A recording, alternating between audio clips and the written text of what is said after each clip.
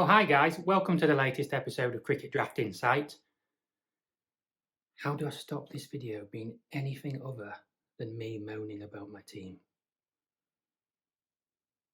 I hope that you're doing well. I just wanted to talk, admittedly, about my team, but hopefully that provides a bit of insight for you. Just want to start with batting in general. I've had a really poor batting contribution throughout the county championship. Daniel Bell-Drummond, he scored 300 this week. I had him in my team at the start of the season. Took him out. I'm not that bitter about it. He's done well in white ball. He did get dropped from the county championship side. It's not like I just took him out last week. Otherwise, I would be sort of throwing my toys out the pram. I had my eye on Tawanda Moye at the start of the season too, but obviously he wasn't playing. Went on to tear it up in the seconds. So I had Bell-Drummond, took him out. I had Tom Lamombe, who took out, and he has scored a few half centuries. Even David Lloyd, who's been injured, scored a couple of quick 40s, I think, the week I took him out. So I had my heart set on a batting lineup as the weeks had progressed of Ben Compton, Josh Bohannon and Sam Hain, three uncapped English batters, doing well and really appealing to me. And it took me a while because of the fixtures and the money to get the batting lineup I wanted. And I almost got the batting lineup I wanted, but I kind of got it post-peak. So Compton appears to have dried up since I brought him in. He hasn't made any significant scores. Bohannon, who has some interesting stats. He doesn't seem to convert as much. I think he's got quite a high average for quite a low number of centuries per innings. He averages like 45, but I think he's got about 7, maybe 800s. And he was scoring 70s and 80s, but now he's just scoring 20s and 30s. I think he's on a run of something like 20 consecutive, no single figure scores, minimum of 10 in first class cricket. Maybe at 100 this season, one for the Lions. You'd just like him to go on a bit more. And Sam Hain, obviously, such a shame for him, performing so well, lots of calls for England, performing so well across the formats. And he's injured, and that'll be a real shame for the Blast as well as the county championship. I also have Graham Clark, who's been around my squad the whole time, picked up on him pre-season, really pleased to see him do well. I'm not even sure if I've had a batter score a century this season, because I think the one week I had a batter score a century was I had Graham Clark as 12th man, but then Tom Laws did so well that he usurped him, and he got run out for 92. And I'm really sorry, but there was a little part of me was quite relieved that he didn't get 100, seeing as he's on my bench. I had Rob Keogh, who made 97. Unfortunately, this week, Ryan Higgins, who else yesterday? Kieran Carlson. There's somebody else. My mind's gone blank. But I had three half centuries. Carlson, of course, is one. I always spoke about batters who bowl, and he's been hiding in plain sight because he tends to bowl a bit now. And I thought, compared with Bohannon, who is consistent with his starts, Carlson's a little more boom or bust. I think he's made 400s this year, and he does have a habit of going on making biggish hundreds. He's one of those, I think, like Sabe, who I mentioned, for whom, okay, his career stats might not look amazing, but I think he played quite a lot when he was young. It's taken a while to develop as a player. He's standing captain sometimes. Now he's a very good player, but he can be a bit boom or bust. But yesterday, so he made 27, typically in the first innings. I'm saying no, he's 1 or 140, and he made 27, but then he made 50 in the second innings. Hit 4 sixes, which is fantastic. Those sort of bonus points. That's what we thought about Compton. Runs are runs, but we can score them a quick strike rate, get past that 50 mark at least, hit some sixes. So at least I did have Higgins as captain, which is one I undernard about Keogh as captain. I might have been after the event, I wondered about making my spinners captain. But, I think the term is FOMO, isn't it? Fear of missing out, and now regularly captain Higgins. I'm like, well, if I don't captain Higgins, he does well. But Middlesex seemed quite poor, as well as Higgins has done, because they only bowled once, I think didn't they, in this match. But Higgins got me 50, Carlson's got me 50. My mind keeps going blank. Did I say Keogh got me a 50? So at least there's some runs on the board. So on the bowling front, so I was looking to get the bowling attack I wanted, and it's like Ben Code and Sam Cook, like some two. Probably I would say they're the two best bowlers. I know there are other arguments. They're the two best uncapped bowlers. It's a real shame for Code. He started to have a few injuries. I'm sure I had them in my team last year. I think Code had a lot of injuries, so I did take him out. Like, why have I not had them in my team whilst they've been taking wickets? So I had them. They were part of my grand reset. And then we get to this week, of course. And like I say, obviously, find Hayne isn't playing. Gregory, come to me all rounders. Code not playing. Jordan Thompson, who I thought that was probably going to happen, he wasn't playing. So I've had to reshuffle everything, which is part of the reason I somehow ended up with Graham Clark on my bench. But it's also helped because I don't think I was going to have Tim van der Gooten in my side, and I got him in, and he's done all right. And I'm recording this before day 4. I'm optimistic that Tim van der Gooten, Mitchell Swepson, and Kieran Carlson, famous last words, are going to bowl Glamorgan to victory today, whilst Ollie Carter scores 100 for Sussex, because he ended up being my wicketkeeper, even though it was going to be Tattersall, who scored 75, blah, blah, blah, blah. Anyway, something we were all clear on was, okay, Code and Cook, and good bowlers, good pace bowlers, still taking wickets, but things are getting a bit more spin dominant. I mean, look at Warwickshire, Jake Lintott, sort of left field selection I'd have loved, and he scored some runs as well, didn't he? So I got with Swepson and Moriarty. I was very keen on Moriarty for a while, brought him in, he had a difficult game for Surrey, but as I've mentioned, I think in tweets, maybe dusted off some cobwebs, and he's taken a few wickets for Yorkshire, and it'd be interesting to see what that means, in the future. Did write a little article about spin bowlers, lots of movement around the counties, spin bowlers, transfer market in general. Yorkshire, I think Shah Massoud is going away with Pakistan, so I assume they're eyeing up another overseas player. Lots of players coming. And Swepson's the other one. I feel like I'm missing an Australian spinner because they have Lyon, Murphy. They're both off spinners.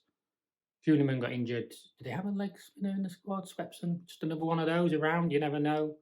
By the time he gets at 5th test and it's dry and he takes a few wickets for Glamorgan, he could get in. But he's made an encouraging start. He's taken me a few wickets, and he's one of those I would expect is not in a lot of people's teams.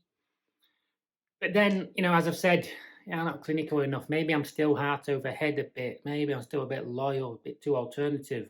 I've never had Simon Harmer in my team. Why not? Look at all the wickets he took. And even Liam Dawson.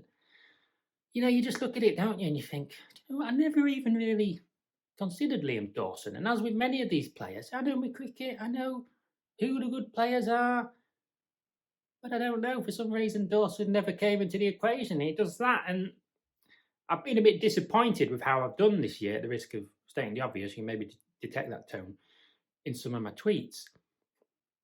But if you'd had Dawson and/or Harmer, captain, a double captain, one or two things go right, you probably still can climb up that table a bit. So if I've made my side a bit better, it is a bit better. I mean, at least I've got past 1,000 points. That hasn't always been the case. And that's another thing, on the T20 Blast as well. People posting the totals, and it's like, they only got 2,500 points. And I'm like, I'm not getting 2,000. People posting 3,000 points. Plus, I only got to 2,000 in the county championship twice last season. And I only got past 2,000 once in the T20 Blast this year. Despite the fact I thought I was generally picking up points.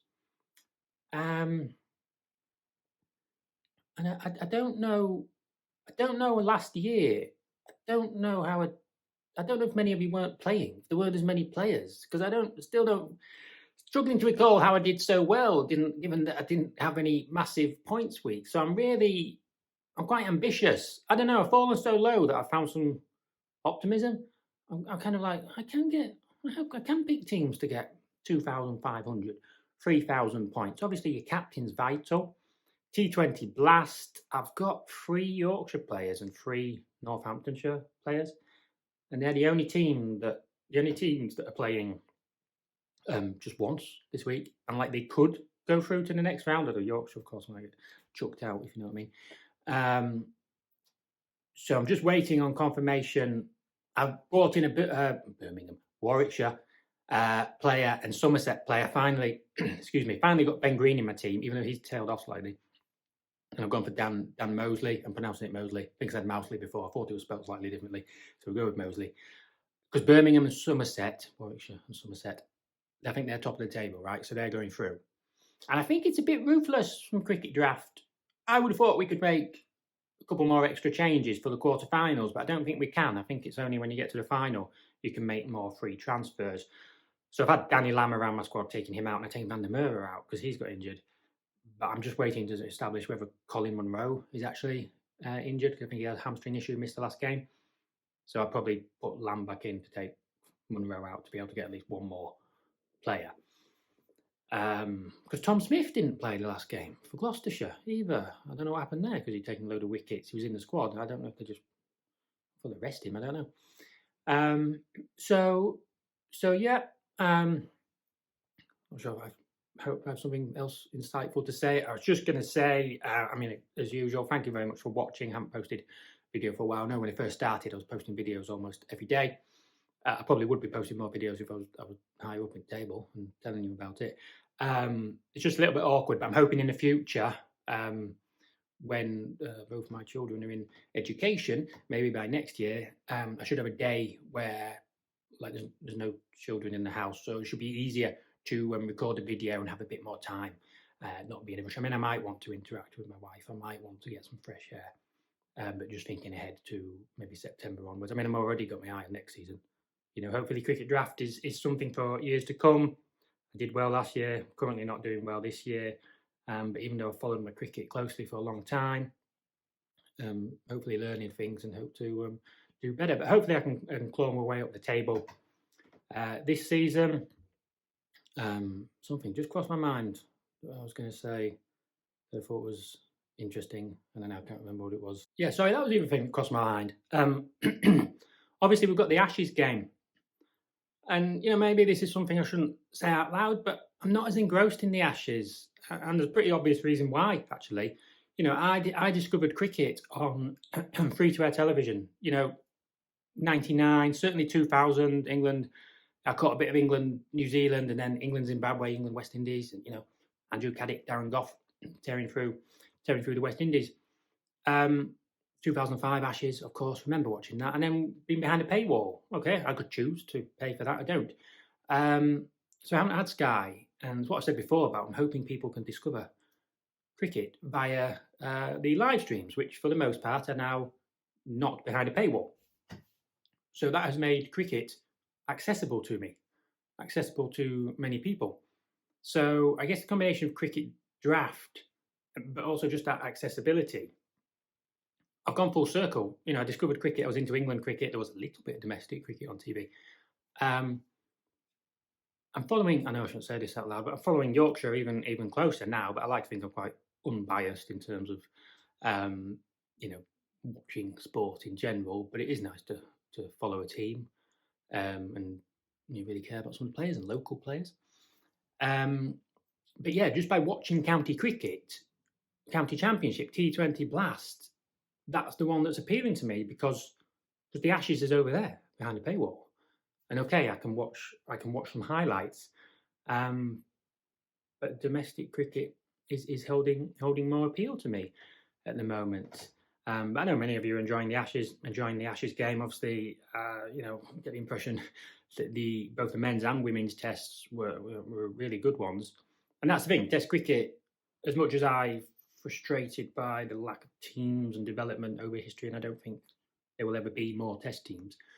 The 4-day or 5-day game, two 4 innings, you know, the possibility, the unlimited possibility, the twists and turns of being behind first innings coming back, the possibility that in the 4th innings the last wicket pair, you know, could have the highest stand ever. Anybody, at any moment, anybody can create a career best performance. So Test cricket survives because, regardless of the structure or whatever, the setup of the game itself is amazing. But admittedly, I know some people turn their nose up a bit at, you know, T20. I've encountered that. We've got less people playing the cricket draft T20 Blast game, which surprised me, but I've come onto Twitter. People very passionate about the county championship. I'm not surprised. It's fantastic. But actually, T20 Blast, at the risk of stating the obvious and something that's come up, it is more accessible. Like, I looked at the Yorkshire memberships. They seem very reasonable to me. But I'm not a man of leisure. You know, I work, I have a family.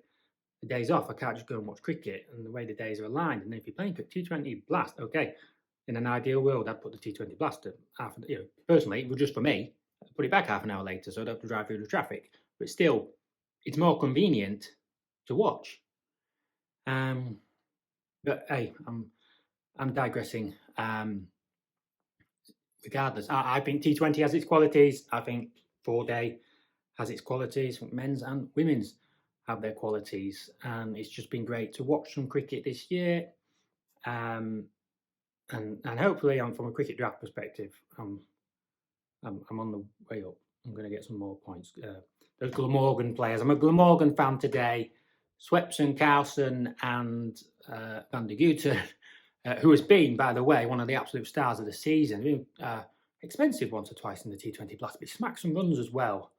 And I'd really be putting like him and what Rishi Patel has done, because he scored hundreds in the County Championship and the T20 Blast. Those players are right up there.